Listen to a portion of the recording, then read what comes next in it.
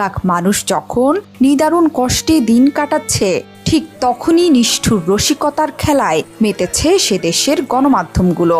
ভয়াবহ এই মানবিক বিপর্যয়ের মধ্যেই বন্যা দুর্গতদের নিয়ে নির্লজ্জ হাস্যরস করেছে ভারতীয় সংবাদ মাধ্যম জি24 ঘণ্টা।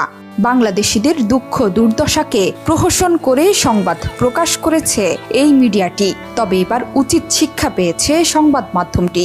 বুধবার রাত 12টার পর তাদের ওয়েবসাইটের নিয়ন্ত্রণ নিয়ে নিয়েছিল হ্যাকাররা। ওয়েবসাইটটিতে লেখা হয়েছিল, বাংলাদেশের পরিস্থিতি নিয়ে মজা করার জন্য এই সাইটটি হ্যাক করা হয়েছে। আরো নোংরা করলে চ্যানেল দখল করে ধ্বংস করব।